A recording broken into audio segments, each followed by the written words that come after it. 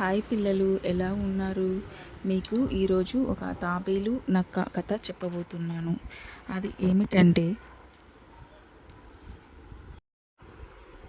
ఒక అడవిలోని చెరువులో ఒక తాబేలు ఉండేది.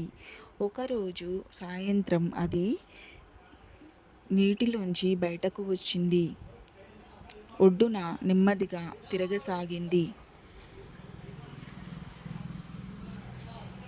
ఇంతలో అక్కడికి ఒక నక్క వచ్చింది. దాన్ని చూసి నీటిలోకి వెళ్ళిపోవాలనుకుంది తాబేలు. కానీ ఇంతలో నక్క దాన్ని చూసింది. వెంటనే తాబేలు కాళ్ళు తల లోపలికి పెట్టుకొని లాక్కొని కదలకుండా ఉండిపోయింది. నక్క తాబేలు దగ్గరికి వెళ్ళి దాన్ని పట్టుకొని చూసింది. పైన డొప్ప గట్టిగా తగిలింది. తాబేలును తిరిగేసి మూతిని దగ్గరగా పెట్టింది. ఇలా నక్క తనని పరీక్షిస్తున్న ఎంతసేపు తాబేలు ప్రాణాలు అరచేతిలో పెట్టుకొని ఉన్నది. ఇంతలో నక్క ఊపిరి బిగపట్టుకొని ఉన్నది.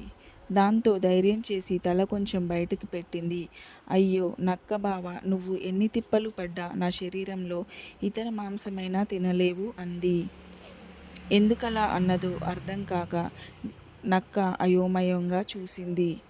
తాబేలు మళ్ళీ నా శరీరం తీరే అంత నా అక్క బావ నీటిలో నుంచి పైకి రాగానే గట్టిపడిపోతాను కాబట్టి అసలే జిత్లమారి నక్క మహా తెలివైన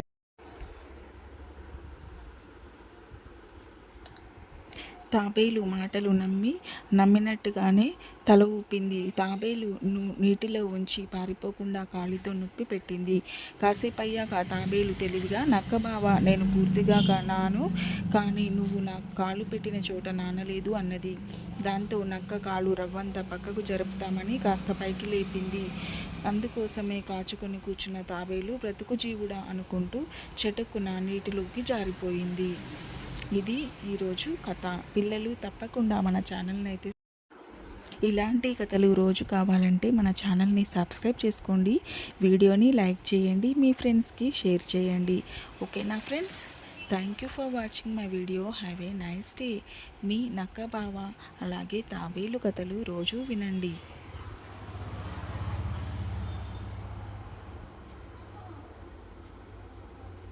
ధన్యవాదాలు.